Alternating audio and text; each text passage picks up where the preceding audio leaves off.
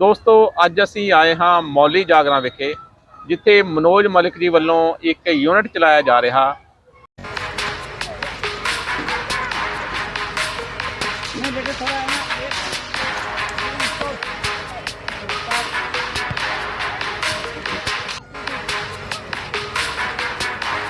तो अगर आपने कोई बात कोई विचारधारा को आगे लंबे समय तक टिकाना है तो उसके लिए बच्चों में ही काम करने की मुझे लगा कि भाई बच्चों में काम करने का फायदा है।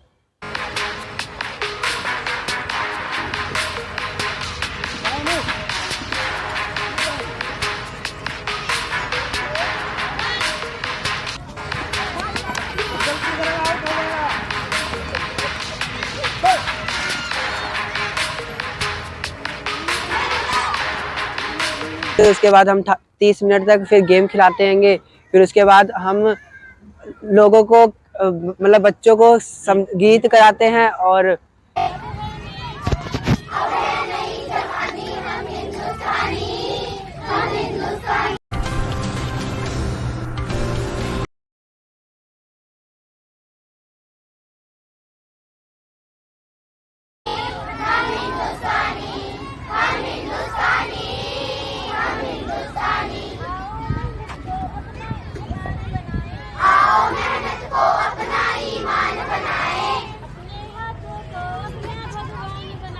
अपने हाथों को अपना भगवान बनाए।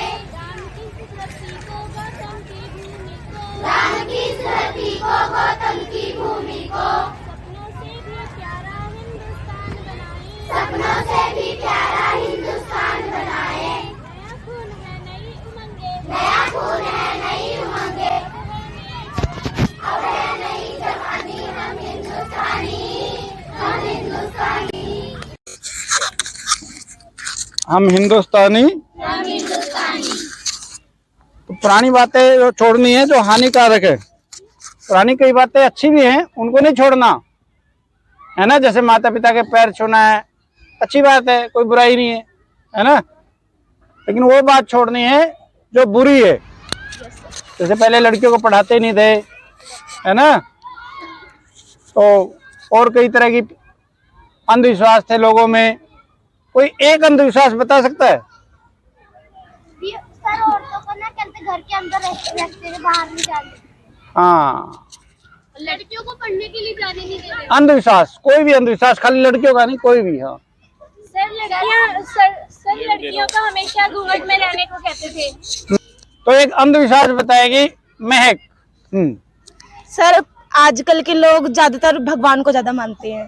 वो अंधविश्वास हम नहीं मान सकते क्योंकि लोग कहते हैं तो मेरी श्रद्धा है। एक मोटा सा अंधविश्वास बताओ, जैसे रास्ते में बिल्ली चली जाती है, बिल्ली का रास्ता कट जाना अंधविश्वास। क्या मानते हैं उसको लोग? कहते हैं कि शुभ काम बिल्ली रास्ता काट देती है तो अब अपशगुन हो जाता है। और किस दिन कपड़े नहीं धोने होते? वीरवार को कपड़े नहीं धोने चाहिए। शुक्रवार को कहते खट्टा नहीं खाना चाहिए, नहीं तो संतोषी माता का वो होता है। तो ये अंधविश्वास है या सही बात है? हाँ, तो ऐसे अंधविश्वासों को हमने नहीं मानना, ऐसे अंधविश्वासों को हमने नहीं मानना। तो इसके लिए मैं एक छोटा सा आपको प्रयोग दिखाऊंगा। अभी हम बोलते हैं जय इंसान जय विज्ञान, जय विज्ञान बोलते हैं, तो विज्ञान का प्रयोग होना जरूरी है। ये क्या है? और ये क्या है? माचिस। ये मैंने जला दी। देखो मैं आपके लिए होमवर्क करके लाया था। ये एक पेज है, इसे कहते हैं, बोलो, गुप्त संदेश। गुप्त संदेश। यहाँ पे आपको दूर से पंजाबी में कुछ लिखा है, बाकी ये सारा सफेद दिख रहा है ना। Yes sir. लेकिन इसमें एक संदेश छिपा हुआ है। Yes sir. ये मोमबत्ती के ऊपर लिखेंगे, दिखेगा। हाँ, ऊपर अब वो संदेश कैसे दिखेगा अभी देखते हैं। ये देखो, होम मिनिस्टर छपा है और कागज जला के। सर दूध से, सर दूध है। हाँ, दूध है। इसको दूध से भी कर सकते हैं और नींबू से भी। Yes sir. लेकिन ध्यान ये रखना है कि ये जो है ना, यस सर, कागज ना जले, दूध जल रहा है, कागज ना जले और घर में भी कोई नुकसान ना हो। बड़ी सावधानी के साथ। सर ने पूरा जला दिया। देखो ये ह्यूमनिज्म का निशान आ गया, यस है ना। बोलो क्लैपिंग। मैं किसी बच्चे को दे सकता हूँ, लेकिन वो डॉक्यूमेंट्री हो रही है इसलिए कोई जल ना जाए, इसलिए सावधानी का काम है। वैसे मैंने बच्चों को पहले कराया था एक बार। अब जय इंसान के बाद अगला नारा क्या है अपना? जय विज्ञान। अब देखो विज्ञान का निशान भी आपको दिखेगा थोड़ी देर में। देखो आ गया ना धीरे धीरे। Yes sir. ये मैंने ध्यान भी रखना है इसका, खिलाते रहना मोमबत्ती। इसमें उतावलापन नहीं करना, ठीक है ना। ये साइंस का निशान है, एटम्स का निशान है। क्लैपिंग करो। इस तरह से आप अपना नाम या कुछ भी अच्छी सी सरप्राइज अपने मित्र को या मम्मी पापा को दे सकते हैं। उनका नाम लिख के हैप्पी बर्थडे भी कर सकते हैं किसी को, ठीक है ना। हाँ, हमने अपना नाम लिखा। सबको जिंदगी सबसे ज्यादा क्या प्यार पसंद होता है हमें? ओहो, जल गया। तू यहाँ से पकड़ना बेटे, इस तरफ से। हाँ मनोज। हाँ, कई बार बस ये मोती पकड़, बुझा दे इसको, हो गया काम इसका। मनोज। ये हो गया जय विज्ञान। Yes sir. जय इंसान। जय विज्ञान। और ये आपको कौन सिखा रहा है? मनोज सर। मैं आपका टीचर भी हूँ, लेकिन यहाँ पर आपका मैं टीचर नहीं हूँ। यहाँ पे मैं एक ह्यूमनिस्ट हूँ जो आपको इंसानियत के बारे में सिखा रहे हैं, है ना। यस तो सर। हमने किसी भी सलोनी बहन, हमने किसी भी अंधविश्वास को नहीं मानना। अंधविश्वास होता है, बोलो ब्लाइंड फेथ। किसी ने कहा और आपने मान लिया, है ना। साइंस की नजर से देखो कि ये बात दुरुस्त है क्या नहीं, सही है क्या नहीं, तब उसको स्वीकारो, नहीं तो मत स्वीकारो। आपके मम्मी पापा भी अज्ञानी हो सकते हैं। अपना भारत में तो हाल ये है प्यारे बच्चों, टीचर भी अंधविश्वासी होते हैं, यस सर। डॉक्टर और वैज्ञानिक भी अपने अंधविश्वासी होते हैं। तभी भारत का इतने पीछे हर मामले में, है ना। Yes sir. और वही देश तरक्की कर रहे हैं जिन्होंने साइंस को और इंसानियत को ही सबसे ऊपर रखा है। Yes sir. मैं ये ह्यूमनिस्ट यूनिट का ये जो एक प्रोजेक्ट है, ये इसलिए शुरू किया है ताकि अपना भारत भी आगे बढ़े, दुनिया के अग्रिम देशों में, टॉप 10 देशों में पहुंचे। लेकिन वो हवन करने से नहीं होगा, वो कावड़ लाने से नहीं होगा, वो टीका लगाना या जगराते करने से नहीं होगा। हमारा और हमारे देश का कल्याण होगा। बोलो विज्ञान के जरिए। मैं बोलूंगा तर्क से, आपने बोलना तरक्की। तर्क से आपने तरक्की करनी है। Yes sir. कैसे होगी वो? साइंस दिमाग का इस्तेमाल करने से होगी। Yes sir. आंख मूंद कर किसी पे यकीन करने से नहीं होगी। कोई आपको कुछ भी बहका देगा, है ना। तो अगर आप बीमार हो तो डॉक्टर के पास जाना आपने, ना कि कोई और झाड़े वाले के पास, किसी और के पास, तांत्रिक के पास, यस सर। उसके पास नहीं जाना, किसी ज्योतिषी के पास नहीं जाना। लोग राशियां देखते हैं अपने, यस सर। वो साइंस उस बात को रद्द नहीं करती है ना। Yes sir. तो हम ह्यूमनिस्ट लोग सिर्फ इंसानियत को मानते हैं। किसको? इंसानियत को। और इंसानियत का भला होगा विज्ञान के जरिए, साइंस के जरिए। इसलिए हम साथ में नारा उसके विज्ञान भी जोड़ते हैं। बोलो जय इंसान जय विज्ञान। और हम एक और नारा बोलते हैं, ना हिंदू ना मुसलमान, सबसे बड़ा है इंसान। हम सबसे पहले इंसान है। Yes sir. हिंदू मुस्लिम। तो ह्यूमनिस्ट किसी तरह का भेदभाव नहीं करता। मुझे थॉट सुना। हाँ, education is the most powerful weapon which can use change the world. आप क्या कैसा ताकतवर हथियार है जिसका पूरी दुनिया को। पीछे बुलाओ, पीछे बुलाओ। एजुकेशन इज द मोस्ट नहीं, थोड़ा थोड़ा बोल के। Education education is the most powerful weapon which can use change change the the world. world. शिक्षा एक ऐसा ताकतवर हथियार है। शिक्षा एक ऐसा ताकतवर हथियार जिससे आप पूरी दुनिया को बदल सकते हैं। ये किसने कही थी बात? बोलो नेल्सन मंडेला। वो दक्षिण अफ्रीका के एक बहुत बड़े क्रांतिकारी थे। Yes sir. स्वतंत्रता आंदोलन उन्होंने किया दक्षिण अफ्रीका। जैसे गांधी जी ने अपने भारत को आजाद कराया ना, ऐसे वहाँ रंगभेद की नीति थी तो उनको मुक्ति प्रदान की वहाँ के काले लोगों को, दक्षिण अफ्रीका की। उन्होंने ये बात कही थी। तो शिक्षा एक बहुत बड़ा हथियार है। ये नैना दास ने बात बताई। नैना दास आपकी क्लास छठी है? 7वीं में हो गए आप। तो धीरे धीरे आप अगली क्लासों में जा रहे हो, लेकिन अगली क्लासों के साथ साथ हमारे दिमाग का भी विकास होना चाहिए। ठीक है ना। हम किसी भी बहकावे में ना आए, किसी भी अफवाह के शिकार ना हो। जाति धर्म के नाम पर झगड़े और दंगे ना हो, नहीं होने चाहिए। हो रहे हैं तो हमने उनको रोकना है, ना कि उनमें शामिल हो जाना है। यस सर, ठीक है ना। हमारे धर्म वालों को वो मार रहे हैं, चलो हम यहाँ में उनको मारना शुरू करते, ये बात गलत है। यस सर, है ना। हमने निर्दोष को बचाना है, गरीब को बचाना है, और जो अपराधी है उसके खिलाफ लड़ना है सबने, यस सर, हिंदू मुस्लिम सिख ईसाई सबने, है ना। तो धर्म के झगड़े खत्म होने चाहिए, जाति के झगड़े खत्म होने चाहिए। और जो असली मुद्दे हैं बेरोजगारी के, गरीबी के, स्वास्थ्य नहीं है लोगों को, महंगा इलाज है, उन पे बात होनी चाहिए। धर्म जाति पर बात नहीं होनी चाहिए। बात होनी चाहिए बोलो शिक्षा पर, बात होनी चाहिए बोलो स्वास्थ्य पर, लोगों को अच्छी सेहत मिलनी चाहिए। तो अब माजिद जी वीडियोग्राफी कर रहे हैं, मैं तो उनका परिचय आपको उनसे कुछ बात उनकी करवाना चाहता था, लेकिन ये इनकी ड्यूटी है। ये वीडियो बनाते हैं और यूट्यूब पे डालते हैं तर्कशील टीवी के नाम से, ठीक है ना। तो जब हमारा ये यूनिट खत्म हो जाएगी फिर इनके साथ बैठेंगे अभी, ठीक है ना, अनौपचारिक। एक बार हम यूनिट अभी समाप्त करते हैं और उसके बाद माजिद जी के पास आप 10-15 मिनट घर जाने से पहले हम इनसे बातचीत करेंगे, ठीक है। चलो चलो, सुविचार कौन बोलेगा?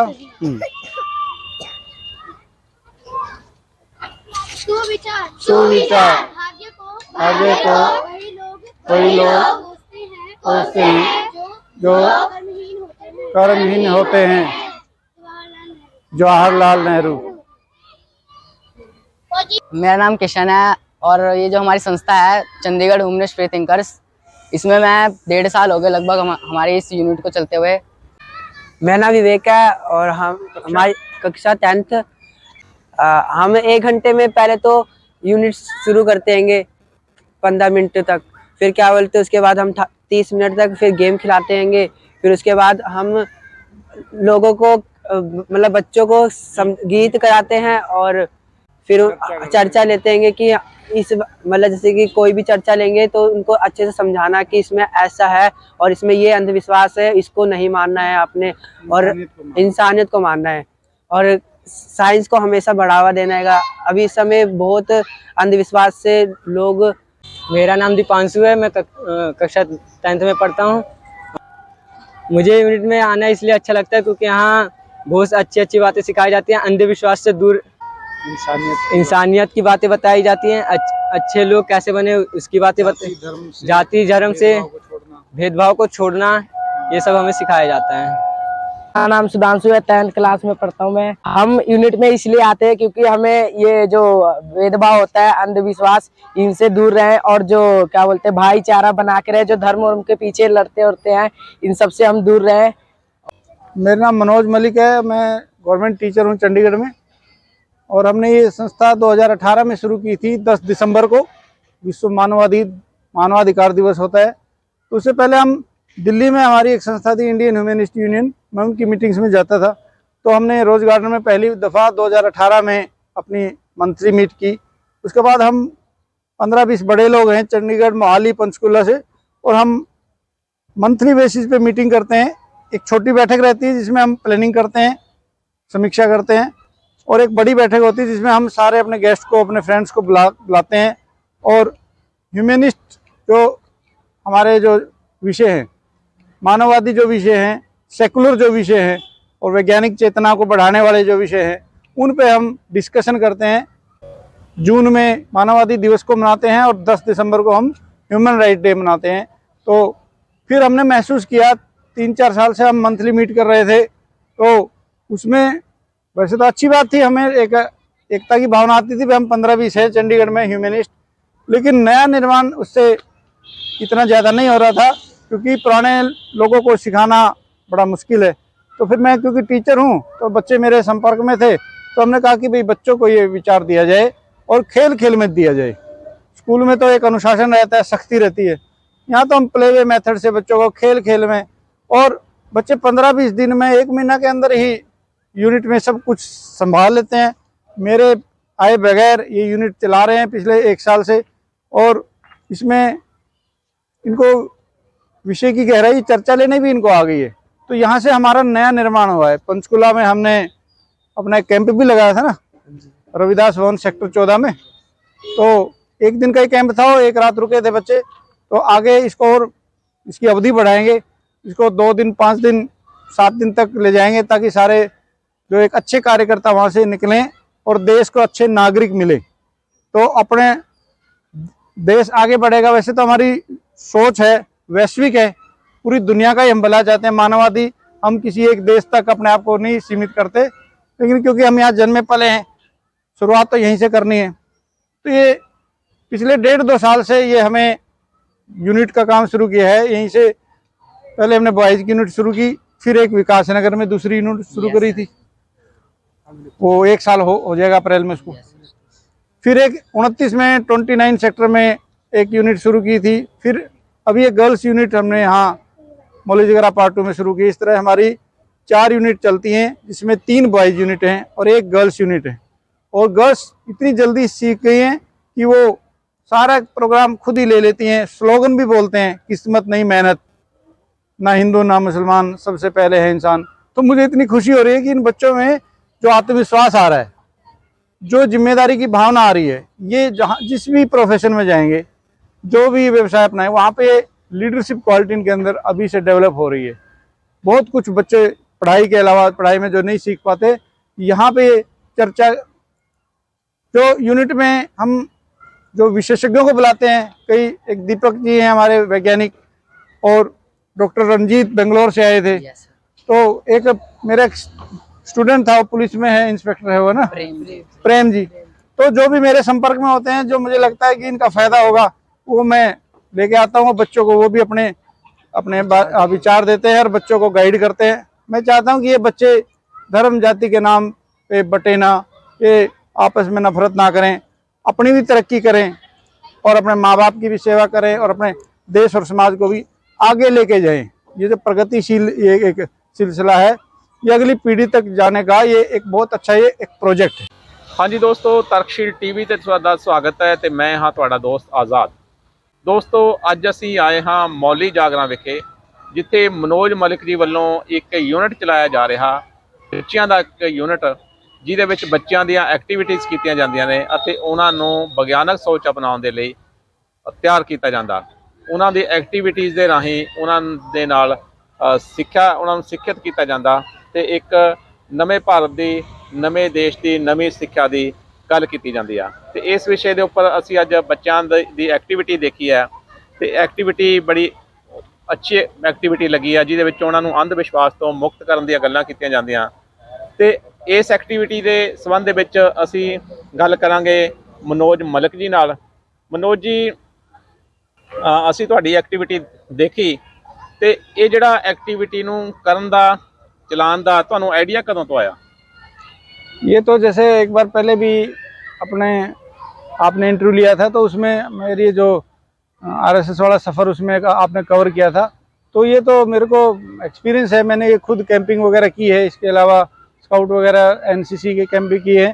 तो अगर आपने कोई बात लंबे, कोई विचारधारा को आगे लंबे समय तक टिकाना है, तो उसके लिए बच्चों में ही काम करने की मुझे लगा कि भाई बच्चों में काम करने का फ़ायदा है। और बच्चे बड़ी जल्दी बोर हो जाते हैं, ये उपदेश सुनना पसंद नहीं इनको, तो इसलिए खेल विधि को अपनाया गया, प्ले वे मेथड। खेल खेल में बच्चे सीखते हैं। तो ये विचार तो मेरे मन में था ही, लेकिन मेरी उस टाइम दिशा फिरकू सी पंजाबी के अंदर ना सांप्रदायिक थी। तो वो जो भी जिस भी माहौल में बचपन में मुझे जो संस्था मिली, लेकिन अब मैं साइंटिफिक सोच पे और जो मानववादी सोच पे, इंसानियत की सोच पे, उस पे इन्हीं बच्चों को तैयार करने में लगा हुआ। तो आपने इस सोच को लेके ये काम शुरू किया बच्चों पर ख़ास तौर पर। अभी जो चंडीगढ़ में आपके यूनिट चल रहे हैं, कितने यूनिट चल रहे हैं और ये जो यूनिट है ये कब से चल रहा है जी? तो ये ह्यूमनिस्ट यूनिट है, इसका पूरा नाम ह्यूमनिस्ट यूनिट, यानी कि मानववादी एक इकाई है जो किसी एक खास मोहल्ले में, एरिया में वीकेंड पे लगती है। ये रोजाना का काम नहीं है, क्योंकि रोजाना का काम बड़ा मुश्किल हो जाता है। तो शुक्रवार को, शनिवार को और रविवार को, तो वीकेंड पे बच्चे ये यूनिट लगाते हैं और बाकी 4 दिन वो पढ़ाई लिखाई सारा जो अपना नॉर्मल लाइफ वो जीते हैं। तो अब चंडीगढ़ में इस समय में फिलहाल ऐसी 4 यूनिट हैं, जिसमें 3 बॉयज की यूनिट है और 1 गर्ल्स की यूनिट है। तो अभी हम 4 तक पहुंचे हैं, क्योंकि हम क्वांटिटी पे अभी हमारा ध्यान नहीं है, हमारा ध्यान अभी क्वालिटी पे है। क्योंकि जो बच्चे निर्माण हो रहे हैं, जो बच्चों का यहाँ पे एक व्यक्तित्व जो उसारा जा रहा है, तो वो बेहतर हो, एक बच्चे पे मैं ध्यान दे पाऊँ और उसको उसकी बुराई उसकी हटानी है। ये इतना आसान काम नहीं है। खेल खेल में मुझे इनके घर भी जाना होता है, खाली मैदान में आने से बच्चे से ऐसे नहीं है। तो 1 to 1 चाय पे इनके घर जाके इनके माता पिता को विश्वास जीतना और फिर आगे बच्चों को अलग अलग जो हमारी एक्टिविटीज है, इनको म्यूजियम दिखाना, इनको छतबीर जू में लेके जाना, इनको कैंप ले जाने, तो उसके लिए माता पिता का हमें सहयोग जरूर चाहिए। जी। तो ये जैसे आपने बताया कि ये फ्राइडे, सैटरडे और संडे 3 दिन होती है, इसका जो टाइमिंग है शायद वो शाम का 6 से 7 है। क्या ये टाइम यही रहता है कि चेंज होता रहता है? ये मौसम के अनुसार, सर्दियों में दिन छोटे रहते हैं, मौसम के अनुसार ये आधा घंटा आगे पीछे ये हम कर लेते हैं। और संडे को, क्योंकि शाम को मुझे ही खुद बहुत सारे काम होते हैं सामाजिक रूप से, तो इसलिए संडे को ये हम सुबह लगा लेते हैं, ताकि सुबह सुबह अच्छे माहौल में, शांत माहौल में जो भी है, कोई मेरे साथ जो विशेषज्ञ, जो माहिर, जो सेकुलर और साइंटिफिक थॉट के जो आते हैं, तो वो सवेरे शांत माहौल में बड़े अच्छे से बात रख पाते हैं। तो फ्राइडे सैटरडे को शाम को और संडे को सुबह, वो भी गर्मियों सर्दियों के हिसाब से थोड़ा सा आध पौन घंटा आगे पीछे हम कर लेते हैं। तो जैसे ये यूनिट आप लगाते हो, तो इस यूनिट के 1 घंटे में जो आपका शेड्यूल रहता है वो क्या रहता है, क्या क्या करवाते हो बच्चों को, तो ये बताइए। 1 घंटे की यूनिट का मतलब है 60 मिनट। तो 60 मिनट की एक मिनट हमारे लिए कीमती है। इसके लिए एक बुकलेट भी हमने तैयार की, ह्यूमनिस्ट यूनिट गाइड। तो उसमें जैसे स्कूल में 6 घंटे के पीरियड्स होते हैं, बीच में रिसेस होती है, इसी तरह यहाँ पे भी जो 60 मिनट में कब क्या होगा, इसकी पूरी रूपरेखा तैयार की गई है। इसमें 5 मिनट तो यूनिट लगाने में झंडा लगता है, बच्चे खड़े होते लाइन में, 5 मिनट यूनिट को ख़त्म करने में झंडा उतरता है, बच्चे फ्लैग सल्यूट करते हैं, फिर झंडा उतरता है और फिर संख्या वगैरह होती है। तो 10 मिनट तो हमारे इस कवायद में लग जाते हैं। ये भी एक डिसिप्लिन है। कुछ बच्चों को इसमें बड़ा अच्छा लगता है कि हम संख्या ले रहे हैं, हम फ्लैग सल्यूट कर रहे हैं। तो 10 मिनट रह गए, बाकी 50 मिनट। उस 50 मिनट में 30 मिनट फिजिकल होता है। फिजिकल में शुरू में वार्म अप हो गए बच्चे, क्योंकि सीधे खेल कराते हैं तो कई बार इंजरी आ जाती है, उनको मसल पुलिंग हो जाता है। तो शुरू में बच्चे वार्म अप होते हैं, 2-4 चक्कर काट लिए, उसके बाद वो गेम खेलते हैं। हमारे पास बहुत तरह की गेम है, तो बगैर साधन के, कोई महंगी नहीं है, सिर्फ एक गोला खींचो और गेम तैयार हो जाता है। जैसे कबड्डी हो गया और कई गोले के खेल है। और फिर जो बाकी जो बची 50 मिनट और 20 मिनट, तो उस 20 मिनट में पहले गीत होता है 5 मिनट। कभी कभी बच्चे परिचय कर लेते हैं अपना, ताकि ठीक से उनको इंट्रोडक्शन करानी आए, उनको कॉन्फिडेंस बढ़े। फिर उसके बाद एक सेकुलर विचारधारा पर आधारित गीत, जैसे तू हिंदू बनेगा ना मुसलमान बनेगा, इंसान की औलाद है इंसान बनेगा। आज अपना गीत हुआ था छोड़ो कल की बातें, कल की बात पुरानी। तो फिल्मी गैर फिल्मी जहाँ से भी कोई अच्छे गीत अपने को आते हैं, उसके बाद 10-15 मिनट की चर्चा रहती है, एक डिस्कशन रहता है कि ये दुनिया कैसे बनी और अंधविश्वास कौन कौन से होते हैं, हमें इनसे कैसे दूर रहना चाहिए, और जो मानववादी कौन होता है, किसको हम ह्यूमनिस्ट कहेंगे, और जो भारत की जो गरीबी का कारण क्या है, भारत इतने पिछड़ी हालत में है, तो और सांप्रदायिक दंगे धर्म जाति के नाम पे क्यों होते हैं, टाइम मैनेजमेंट, और बच्चे के लिए जो जरूरी बातें हैं, व्यक्तित्व क्या है। तो बहुत सारे टॉपिक है इसमें जिनको हम कवर करते हैं 10-15 मिनट में। और खुशी की बात ये है कि जो हमारे यूनिट लीडर और यूनिट इंचार्ज है, ये वो बच्चे भी अब ये विषय लेने लगे हैं। मैं तो लेता ही हूँ, लेकिन उन बच्चों को भी तैयार किया है ताकि वो बच्चों से ये विषय ले सकें, और वो अच्छी तैयारी करके आते हैं, विषय लेते हैं। जी। इसके साथ ही जैसे मैंने देखा, बात कर रहे थे लाइब्रेरी की, कुछ बुक्स आप रखते हो, वो उसकी क्या मैनेजमेंट है, क्या कौन सी बुक्स हैं और कैसे करते हो, वो भी थोड़ा सा बताइए हमें। लाइब्रेरी के बगैर तो कोई भी मुल्क आगे नहीं बढ़ सकता। अमेरिका भी इतना महान जो राष्ट्र बना है, तो वहाँ पे फिलाडेल्फिया यूनिवर्सिटी बेंजामिन फ्रैंकलिन ने चलाई थी। तो किसी भी देश ने तरक्की करनी है तो उसके लिए पुस्तकालय का रास्ता तो देखना ही पड़ेगा। तो अपने स्कूलों में पुस्तकालय की बड़ी माड़ी हालत है, वो बंद पड़े रहते हैं। लेकिन हमने यूनिट में 1 घंटा हम अपनी कवायद करते हैं, साथ में एक बच्चे को लाइब्रेरी इंचार्ज बना रखा है, उसको 10 किताबें दे रखी हैं और वो 10 किताबें वो 10 बच्चों को बांट देता है, अपने रजिस्टर में नोट कर लेता है और अगले हफ्ते वो बच्चों को रोटेट कर दी जाती हैं। वो उन्हीं 10 बच्चों को वो किताबें, इस तरीके से 10 हफ्ते में ये 10 बच्चे 10 किताबें पढ़ लेंगे। छोटे बच्चे हैं अभी, इनके लिए चंपक वगैरह जो बच्चों का साहित्य है, बाल साहित्य है, जिसमें चित्र ज़्यादा रहते हैं, लिखने का तो पढ़ने का कम होता है, ताकि बच्चों की रुचि बने, किताबों से बच्चों को प्यार हो, बच्चे किताब पढ़ना उनका शौक बने। फिर बड़े बच्चों को उनके लेवल के हिसाब से ही अपनी तर्कशील पत्रिका है, कुछ और साहित्य भी दिया जा सकता है। तो ये कॉन्सेप्ट, ये साथ साथ यूनिट के एक सब प्रोजेक्ट इसको मान लीजिए, ताकि बच्चे पढ़ने का भी उनके अंदर शौक हो और किताबें भी उनको घर में पहुँचे। जी, ये सब आप कर रहे हो। इसके साथ ही बड़ा जो सवाल है वो शायद ये भी है कि ये बच्चे तो मैंने जो देखे हैं अभी 30-40 थे यहाँ पर, एक ही यूनिट मैंने देखी है, तो वैसे और भी यूनिट्स में बच्चे होंगे। तो बड़ा सवाल ये इसमें शायद ये है कि ये बच्चे आप यहाँ पर लाते कहाँ कैसे हो, किसको अप्रोच करते हो, घर घर में जाते हो, यहाँ पर बच्चे पहुँचते कैसे हैं, इसके बारे में हमें थोड़ा सा बताइए। ये कोई ज़्यादा मुश्किल नहीं है। जैसे कहते हैं ना, किसी से दोस्ती करना कोई मुश्किल नहीं है, दोस्ती निभाना वो ज़्यादा मुश्किल है। दोस्ती हम किसी से भी हाल चाल पूछ के कर सकते हैं शुरू। तो यूनिट शुरू करना बिल्कुल आसान काम। आप कहीं भी जाओ और बच्चों के साथ उनको गेम खिलाओ, उनसे प्यार से बोलो, तो बच्चे अगले दिन आपका इंतज़ार करते हैं। तो इसलिए हमने जहाँ भी यूनिट शुरू करी है, यूनिट शुरू करना हमें बिल्कुल मुश्किल नहीं लगा, बल्कि 50-60 इतने बच्चे हो जाते हैं शुरू में कि संभालने मुश्किल हो जाते हैं। तो यूनिट शुरू करना तो बहुत आसान है, क्योंकि खेल का हमने तरीका अपनाया है। लेकिन यूनिट को चलाए रखना और उसके लिए योग्य बच्चे, उनको ड्यूटी लगानी कि भाई ये यूनिट आपका ये काम रहेगा, आपका ये काम रहेगा, ये थोड़ा सा मैनेजमेंट की डिमांड करता है। और बच्चे धीरे धीरे तैयार हो रहे हैं, क्योंकि कोई भी एक व्यक्ति तो इतना सारा काम नहीं कर सकता है। तो पूरी टीम और उनकी सिखलाई के लिए ट्रेनिंग कैंप, ये मुश्किल काम तो है ही, लेकिन इसके बगैर हमारे समाज की गति भी नहीं है। क्योंकि बच्चों में जब तक विचार, कोई वैज्ञानिक सोच नहीं जाएगी, तो आप बड़े बड़े कॉन्फ्रेंस सेमिनार करते रहो तो उनसे तो कुछ समाज में बदल आएगा नहीं। बदलाव तो बच्चों से आना, और ये बड़ा एक मुश्किल काम है। लेकिन बच्चों से मुझे हमेशा उत्साह ही मिला है, बच्चों से मुझे कभी मायूसी नहीं मिली। बच्चों ने बड़ा हुलारा दिया है और जो भी उनको काम सौंपा है बच्चे अच्छे से कर रहे हैं उसको। जी, बड़ा सवाल फिर रह गया इसमें कि बच्चे यहाँ पर आप लेके कैसे आते हो? मैंने शायद आपने ध्यान नहीं दिया, बच्चों को लाने की जरूरत नहीं है।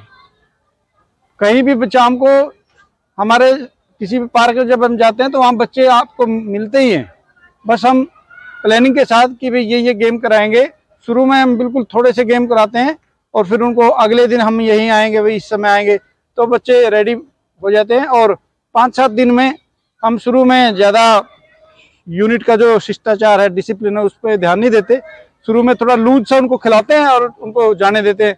फिर हफ्ता 10 दिन के बाद फिर यूनिट धीरे धीरे शेप लेने लगती है कि भाई ऐसे नहीं जाना, फ्लैग सैल्यूट करके जाना, ये गीत है, ये ऐसे, तो वो फॉर्मली शेप ले लेती। तो बच्चों को लाने की कोई, बच्चे हर जगह है, हर मोहल्ले में।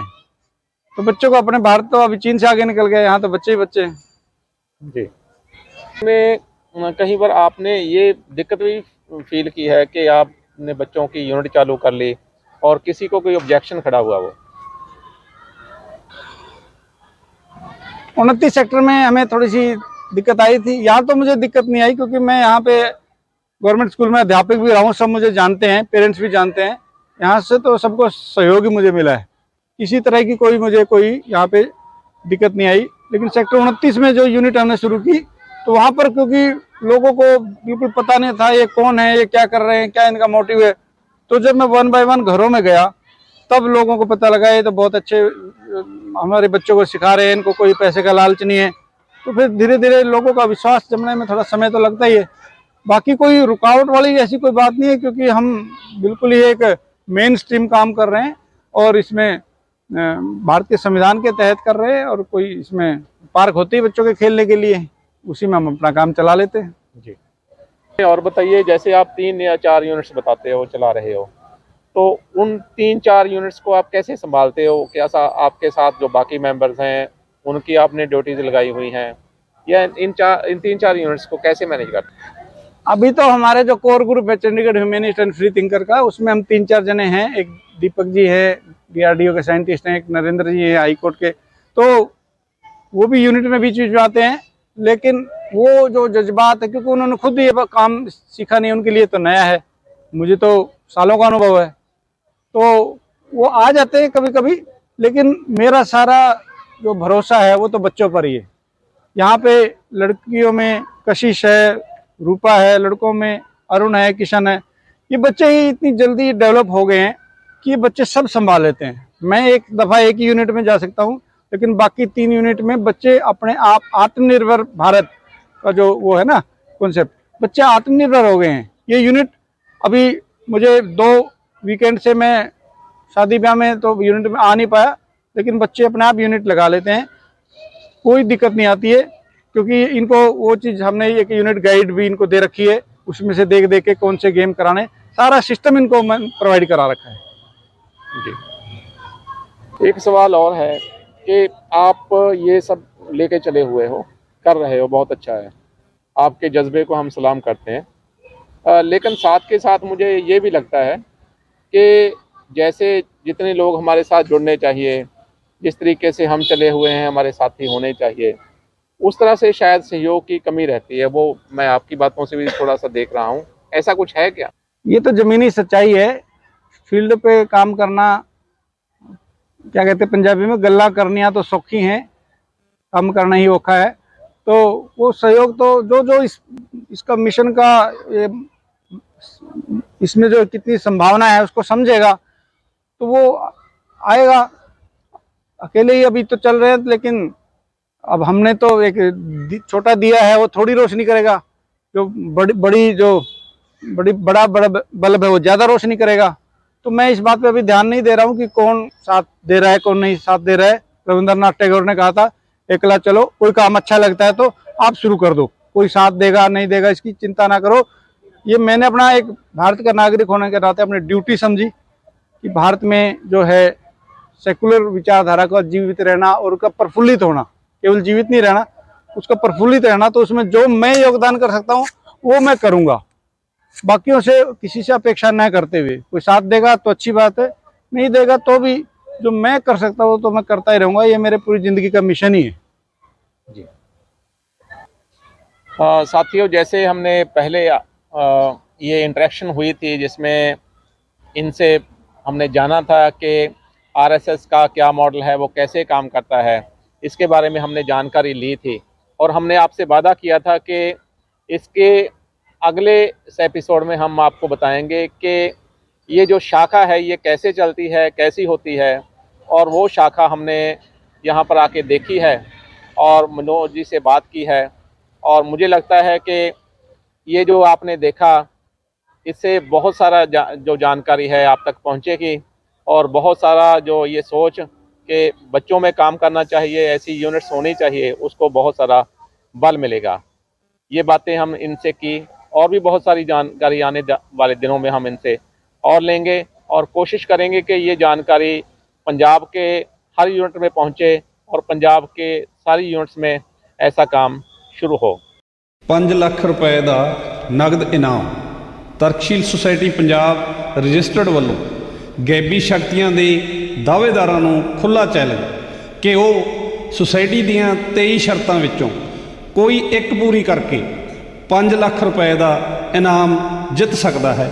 ਜਿਵੇਂ ਕਿ ਸੀਲਬੰਦ ਕਰੰਸੀ ਨੋਟ ਦਾ ਲੜੀ ਨੰਬਰ ਦੱਸ ਸਕੇ, ਕਰੰਸੀ ਨੋਟ ਦੀ ਹੂਬਹੂ ਨਕਲ ਪੈਦਾ ਕਰ ਸਕੇ, ਗੁਆਚੀ ਚੀਜ਼ ਲੱਭ ਸਕੇ, अपनी योगिक शक्ति नाल हवा विच उड़ सके, पानी उपर तुर सके, अद्धे मिनट लई बिना जले अग उत्ते खड़ सके, 30 मिनट लई साह किरिया रोक सके, टूणे मंत्र राहीं सुसाइटी मैंबर दा निश्चित समय विच निश्चित ਨੁਕਸਾਨ ਕਰ ਸਕੇ।